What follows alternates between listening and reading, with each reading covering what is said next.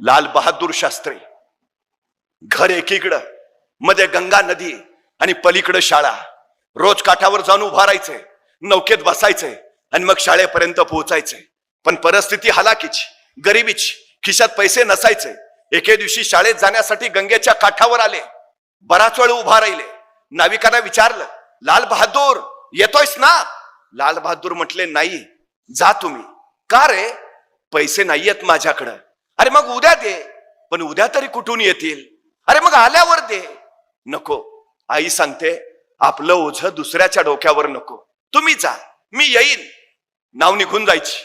लाल बहादूर शास्त्री अंगावरचे कपडे काढायचे, त्या कपड्यात स्वतःची वह्या पुस्तकं गुंडाळायचे, त्याचा मुंडा असं डोक्याला बांधायचे आणि सरळ गंगेत उडी घ्यायचे. झपाझप पोहत पलीकडच्या काठावर पोहोचायचे. परत काठावर कपडे घालायचे, वह्या पुस्तकं हातात, आणि मग शाळेत जाऊन बसायचे. परिस्थितीशी लढणारे ते लाल बहादूर शास्त्री या देशाचे पंतप्रधान झाले. संघर्ष तुम्हाला घडवतो. रामेश्वरमला पेपर वाटायचं काम करणारे एपीजे अब्दुल कलाम या देशाचे राष्ट्रपती झाले. तुम्ही कसे आहात, गरीब की श्रीमंत, याच्यावर तुमचं यश ठरत नाही, हे पहिलं लक्षात असू द्या. सगळ्यात महत्वाची गोष्ट आहे ती. फिलिपाईन्स देशामध्ये रिहा बुलोज नावाची एक 11 वर्षाची मुलगी एके दिवशी शाळेतून घरी आली. आल्या आल्या वडिलांना म्हणाली, बाबा, शाळेच्या धावण्याच्या स्पर्धेत माझा पहिला क्रमांक आला. वडिलांना प्रचंड आनंद झाला. अभिनंदन बेटा, खूप खूप खूप अभिनंदन, खूप छान. तशी वडिलांच्या कुशीतनं बाजूला होत ती चिमुरडी रिहा म्हणाली, पण बाबा, आता माझा शाळेत पहिला नंबर आलाय ना, माझी राष्ट्रीय स्पर्धेसाठी निवड झालीय, पुढच्या महिन्यात स्पर्धा आहे बाबा. वडिलांना आणखी आनंद झाला. खूप छान, कॉंग्रॅच्युलेशन बेटा, अभिनंदन, राष्ट्रीय स्पर्धेत धावणार मुलगी माझी. पण त्याच वेळी ती चिमुरडी म्हणाली, पण बाबा, आता मी राष्ट्रीय स्पर्धेत पळणार ना, मग मला स्पोर्टचे शूज लागतील. बाबा, घ्याल ना धावण्याचे बूट? वडील म्हटले, घेऊया. या महिन्याचा पगार आला ना की तुला स्पोर्टचे शूज जरूर घेऊया. ती चिमुरडी आनंदाने उड्या मारत मारत सरावाला निघून गेली. दिवस गेले. आता राष्ट्रीय स्पर्धा 4 दिवसावर आली. त्या दिवशी ही रिहा वडिलांकडे गेली. बाबा, स्पर्धा 4 दिवसावर आली आहे, तुम्ही स्पोर्टचे शूज घेतो म्हणालात, घ्या ना बाबा. 2 दिवस तरी मला शूज घालून सराव करायला नको का? घ्या ना बाबा. कधी घेणार? पोरीचे बोल ऐकले आणि वडिलांच्या डोळ्यातनं खळ खळ खळ अश्रू खळायला लागले. आलेला हुंदका दाबत म्हणाले, बेटा, घ्यायचे होते ग शूज तुला, पण या महिन्याचा पगारच नाही हातात आला. पैसे नाहीयेत बेटा माझ्याकडे, मला माफ कर. मी नाही घेऊ शकत बूट तुला. आपल्या वडिलांच्या डोळ्यातले अश्रू त्या चिमुरडीनं बघितले आणि स्वतःचे अश्रू लपवत सरदिशी तिथून निघून गेली. मला शूज नाहीत, मी आता पळणारच नाही. मला बूट नाहीत ना, मी धावणारच नाही, असा नकारात्मक विचार तिनं केला नाही. मी पळेन, मी धावेन आणि मी जिंकेनही, या ध्येयानं ती स्पर्धेत उतरली. सगळे स्पर्धेतले स्पर्धक स्पोर्टचे कपडे घातलेले, स्पोर्टचे शूज घातलेले आणि त्यांच्या रंगात उभा आहे ही अनवाणी पायाची 11 वर्षाची चिमुरडी रिहा. आता काही क्षणात स्पर्धेला सुरुवात होईल. सगळे स्पर्धक एका रांगेत उभा राहिले. प्रत्येकाच्या पायात स्पोर्टचे शूज. या रिहाचं लक्ष सगळ्यांच्या पायाकडे गेलं आणि नंतर स्वतःच्या पायाकडे. स्वतःचे अनवाणी पाय पाहून तिला काय वाटलं कुणास ठाऊक, ती सरकन बाजूला झाली आणि जखमेवर बांधायच्या पट्ट्या तिनं स्वतःच्या पायावर बुटासारख्या बांधल्या आणि त्याच्यावर लिहिलं NIKE, नाईके. जणू नाईकेचे शूज घालून ती उभा आहे. आणि बघता बघता स्पर्धेला सुरुवात झाली. स्पर्धक पळायला लागले. ही अनवाणी पायाची रिहा धावू लागली. पाय ठेचकाळत होते, रक्ताळत होते, वेदना होत होत्या, पण तिला फक्त ध्येय दिसत होतं, जिंकायचंय, फक्त जिंकायचंय. बेभान पळत राहिली. 400 मीटर, 800 मीटर, 1500 मीटर या तिन्ही धावण्याच्या स्पर्धेत ती 11 वर्षाची चिमुरडी पहिली आली. तिनं 3 सुवर्ण पदक कमावली. ती चिमुरडी रिहा सांगते, परफॉर्मन्स बुटात नसतो, परफॉर्मन्स डोक्यात असतो. तुमच्या पायाला वेग बुटामुळे येत नाही, तुमच्या पायाला वेग तुमच्या उरातल्या जिद्दीमुळे येतो. मला जिंकायचं आहे ही विलक्षण जिद्द तुम्हाला जिंकूनच देते. या रिहाचा पराक्रम नायके कंपनीला कळाला आणि या नायके कंपनीनं जाहीर केलं, इथून पुढं या रिहाचा सगळा खर्च आमची कंपनी करेल. तुम्ही सुरुवात करा. सगळी सृष्टी तुमच्या पाठीशी उभा असते, सगळी सृष्टी. नाहीतर बघा ना, छत्रपती शिवाजी महाराजांनी स्वराज्य निर्माण केलं. काय होतं महाराजांकडं? सैन्य होतं, सामर्थ्य होतं, संपत्ती होती, होतं काय? काही नाही. पण तरी महाराजांनी शून्यातनं राज्य उभा केलं. म्हणजे महाराज शून्यातून राज्य उभा करतात आणि आमच्याकडे मात्र सगळं रेडीमेड तयार असताना आमच्या हातून काही होत नाही. नाहीतर एखाद्याला ढाल द्यावी, तलवार द्यावी, एवढंच काही त्याला घोड्यावर नेऊन बसवावा, त्याच्या पुढे जाऊन त्याला रणांगणात नेऊन सोडावा आणि मग म्हणावं, लेका आता तरी लढ. तरी पट्ट्या निवांतच. अरे लढ की. तो लढू कसा? एका हातात ढाल आहे, दुसऱ्या हातात तलवार आहे, दोन्ही हात एंगेज आहेत, लढणार कसा? अरे मग निदान पळून तरी जा. पळू तरी कसा? घोड्यावर बसलो दिसत नाही का? चो बाजूनी अडचण आहे आमची. मुंगी बघितली? मुंगी मुंगी मुंगी केवढीशी, तिचं डोकं केवढंच, डोक्यातला मेंदू केवढाचा. तरी पण त्या मुंगीला बरोबर कळतं कुठल्या गावातल्या, कितव्या आळीतल्या, कितव्या घरातल्या, कितव्या खोलीतल्या, कितव्या कपाटावरच्या, कितव्या फळीवर किती नंबरचा साखरेचा डबा आहे. सांगावं लागत नाही, रस्ता दाखवावं लागत नाही. कणभर मुंगी पण ध्येय गाठते ना. अरे कणभर मुंगी ध्येय गाठत असेल, आपल्याला अडचण काय आहे? तुम्हाला माहिती आहे, मुंग्यांच्या अनेक प्रजाती आंधळ्या असतात. मुंग्यांना डोळे नाहीत. मुंग्यांच्या डोक्यावर अँटेने असतात. त्यातून टेस्टोरिन नावाचं केमिकल स्त्रवतं आणि त्याच्यावर मुंग्या चालत राहतात. डोळे नसलेल्या मुंग्या रांग चुकवत नाहीत, अजिबात नाहीत, अजिबातच नाहीत. सगळ्यात महत्वाची गोष्ट आहे ती. परवा एका तत्वज्ञाला कुणीतरी विचारलं, हे जग कधी संपेल? तो म्हटला, ज्या दिवशी एखादी मुंगी एकाच जागी निवांत आराम करताना तुम्हाला दिसेल, त्या दिवशी समजून जा जगाचा अंतकाळ जवळ आलाय. मला फक्त निवांत आणि आरामात बसलेली मुंगी दाखवा. चुकून दिसणार नाही, चुकून नाही, अजिबात नाही, अजिबात नाही. अखंड अखंड अखंड कार्यरत असते. माणसं काय काय सांगतात, इतकं काम मारायचंय का? कामानं माणूस कधीच मरत नाही. माणूस कामाच्या ताणानं मरतो, हे पहिलं लक्षात घ्या. बऱ्याच विद्यार्थ्यांची तक्रार आहे, आम्ही अभ्यास करतो पण लक्षात राहत नाही. बहुतेक परमेश्वरानं आम्हाला दिलंच नाही का काय? असं नाही, सगळ्यांना सारखं दिलंय. पण अडचण काय होते माहितीये?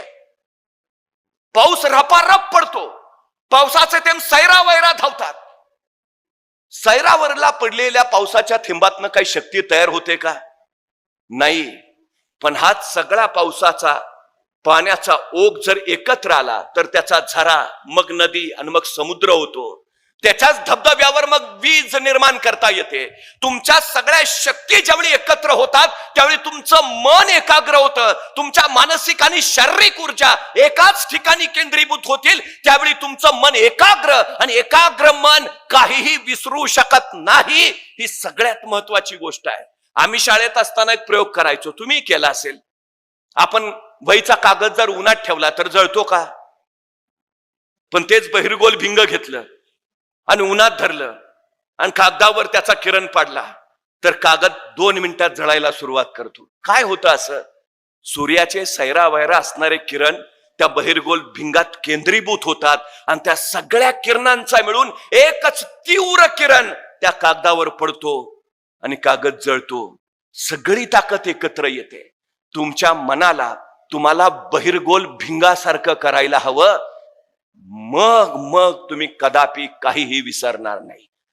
सगळ्या शक्ती एकत्र, सगळी ऊर्जा एकत्र, मग काहीच अडचण नाही. आणि ताण कधी येतो? कामानी नाही, काम साठलं की ताण वाढतो. काम कधी साठतं? रेंगाळत ठेवलं की. रेंगाळत कधी ठेवतो? इच्छाशक्ती नसली की. इच्छाशक्ती कधी नसते?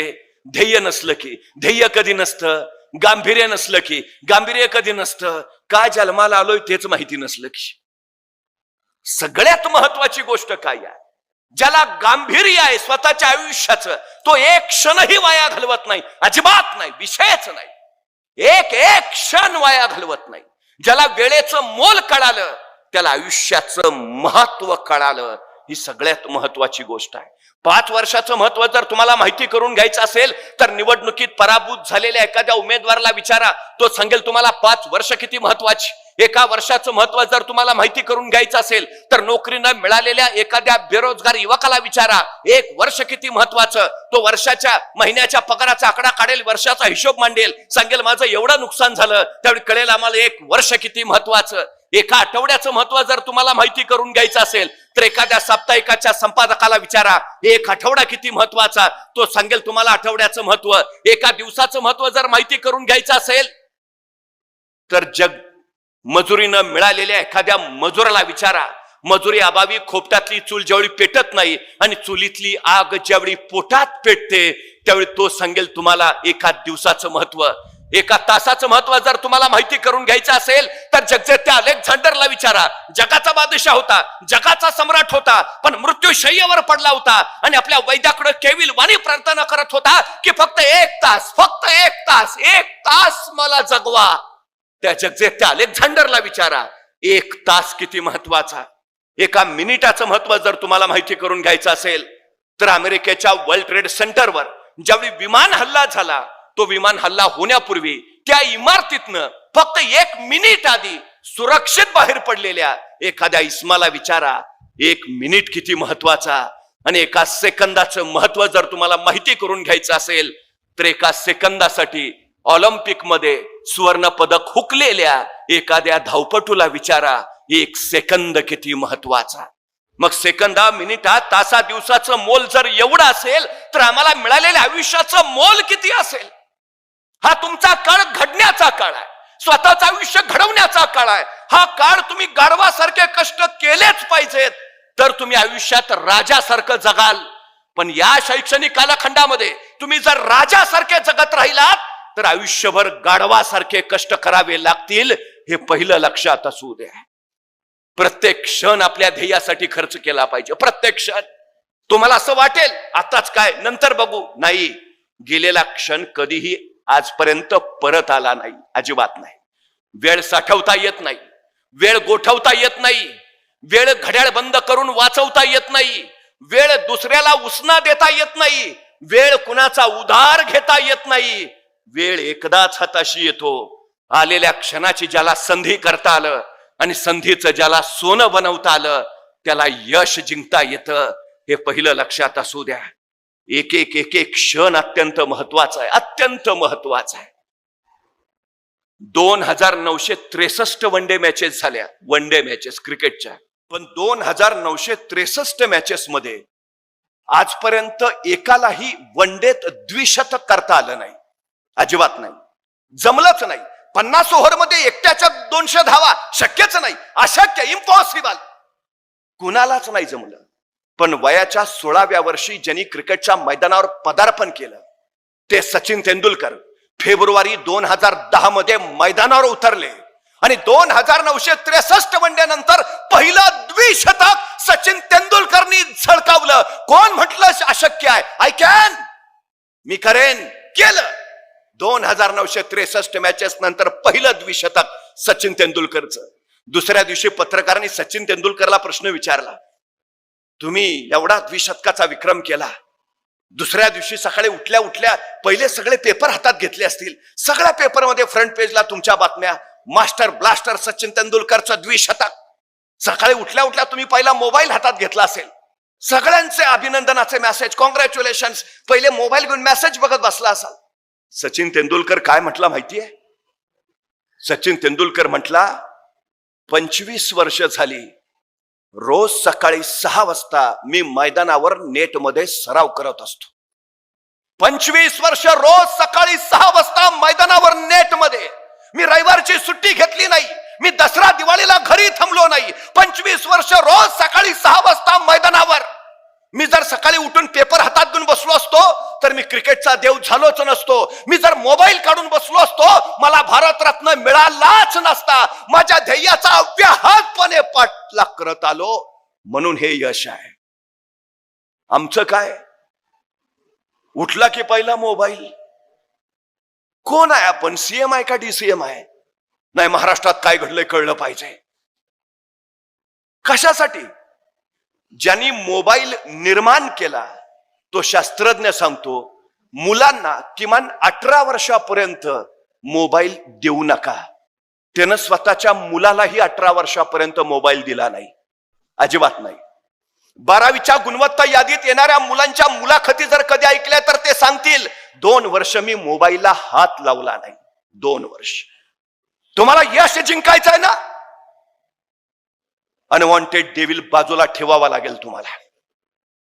आणि आत्ता मोबाईल हातात घेतला ना, आयुष्यभर मोबाईलच्याच गेम खेळाव्या लागतील. आयुष्याचा गेम तुमच्या हातातनं गेलेला असेल हे पहिलं लक्षात असू द्या.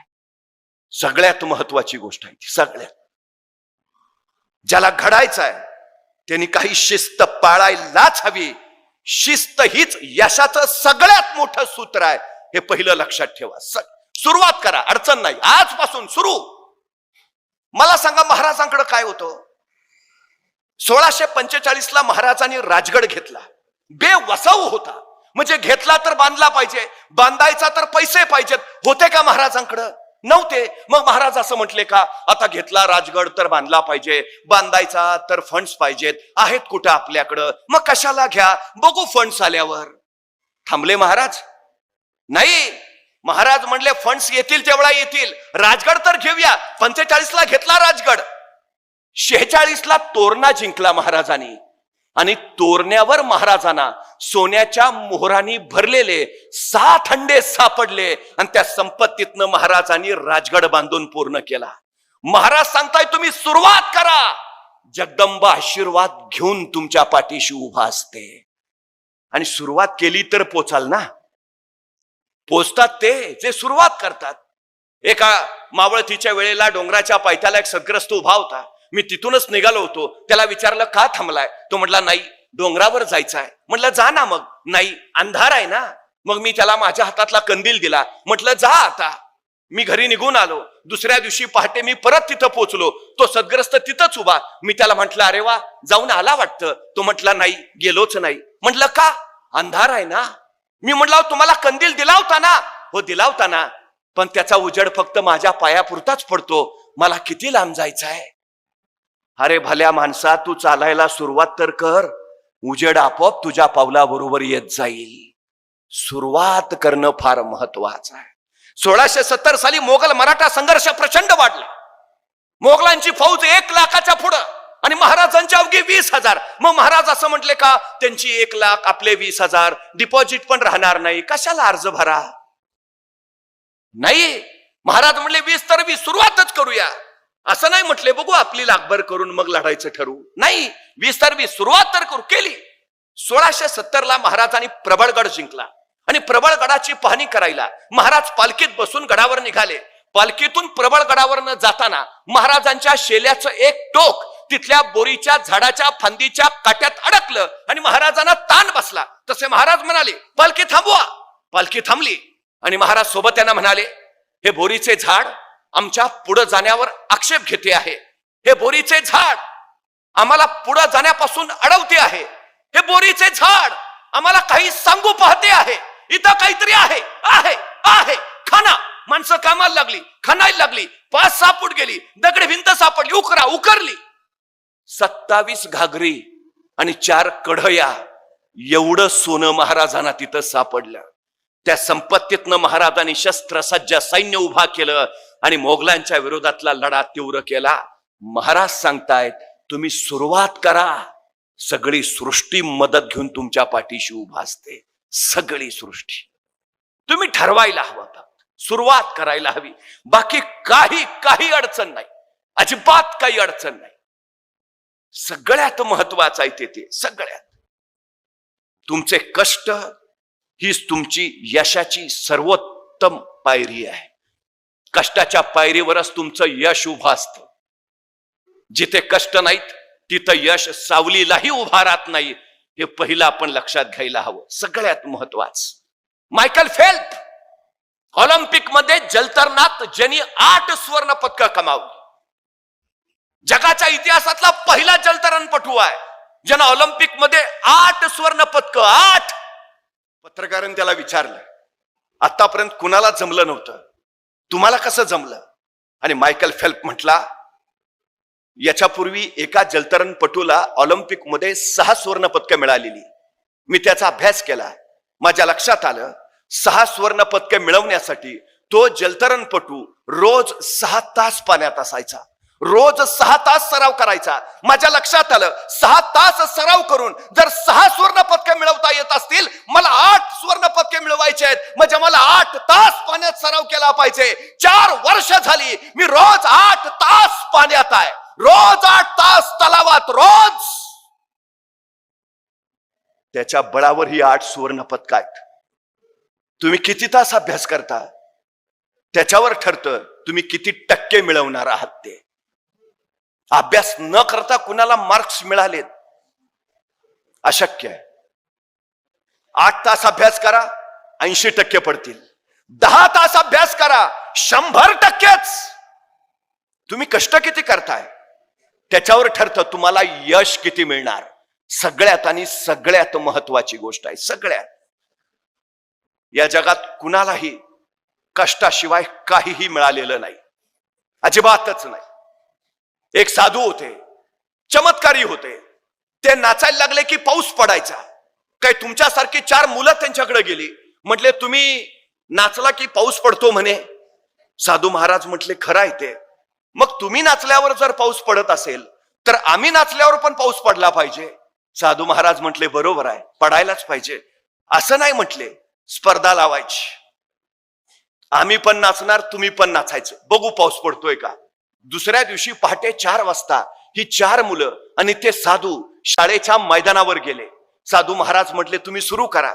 मग एका मुलाने नाचायला सुरुवात केली. 5 मिनिटं, 10 मिनिटं, 15 मिनिटं, 20 मिनिटं, 25 मिनिटं नाचला. थकला दमला बाजूला झाला, पाऊस पडलाच नाही. दुसरा मुलगा पुढे झाला, अर्धा तास पाऊण तास नाचला. थकला दमला बाजूला झाला, पाऊस पडलाच नाही. तिसरा मुलगा पुढे झाला, अर्धा तास पाऊण तास 1 तास नाचला. थकला दमला बाजूला झाला, पाऊस पडलाच नाही. तिसरा मुलगा पुढे झाला, तास, 1.5 तास, 2 तास नाचला. थकला दमला बाजूला झाला, पाऊस पडलाच नाही. मग साधू महाराज पुढे झाले. 12 वाजता त्यांनी नाचायला सुरुवात केली. साधू महाराज नाचत राहिले. 1 वाजला, 2, 3, 4 वाजले, 5 वाजले, 6 वाजले, 7 वाजले, रात्रीचे 8 वाजले. साधू महाराज नाचतातच आहेत. 9 वाजले, 10 वाजले आणि अचानक आभाळ भरून आलं आणि रप रप रप रप पाऊस पडायला लागला. ती मुलं म्हटली आम्ही नाचलो, पाऊस पडला नाही, पण तुम्ही नाचल्यावर मात्र पाऊस पडला, कसं काय. साधू महाराज म्हटले मला फक्त 2च गोष्टी माहिती आहेत. पहिली गोष्ट मी नाचतोय म्हणजे पाऊस पडलाच पाहिजे, आणि दुसरी गोष्ट जोपर्यंत पाऊस पडत नाही मला नाचलंच पाहिजे. ही यशाची 2 सूत्र आहेत. तुम्ही अभ्यास करताय ना, यश मिळालंच पाहिजे. आणि दुसरी गोष्ट जोपर्यंत यश मिळत नाही अभ्यास केलाच पाहिजे. या 2च गोष्टींनी माणसं यशस्वी होतात, दुसरं काही नाही, अजिबात नाही. आणि एक गोष्ट नेहमी लक्षात ठेवा, सगळ्यात महत्वाची गोष्ट आहे ती अभ्यास आकलनातून होतो. अभ्यास विषय समजून घेऊन होतो. तुम्हाला आज वर्गात शिकवायचं तर तुमचे टीचर आदला अख्खा दिवस अभ्यास करत असतात. उद्या तुम्हाला वर्गात जे शिकवायचं आहे आदला 1 दिवस तुमचे शिक्षक त्याचा अख्खा अभ्यास करतात, तेव्हा तुम्हाला तासभर शिकवायला वर्गात येतात. तुमचे शिक्षक तुमच्यासाठी जर एवढा अभ्यास करत असतील तर तुम्ही किती अभ्यास करायला हवा, किती करायला हवा. कष्टाला पर्याय नाही, यशाला शॉर्टकट नसतो, हे पहिलं लक्षात घेतलं पाहिजे. आणि पाठांतर, घोकमपट्टी हे तात्पुरतं यश देतील पण कायमचं अपयश पदरात टाकतील. पाठांतर करणारी मुलं जास्तीत जास्त 10वी पर्यंत यशस्वी होतात. नंतर मात्र त्यांचा ग्राफ कमालीचा ढासळतो, कारण ती घोकमपट्टीनं वर नका.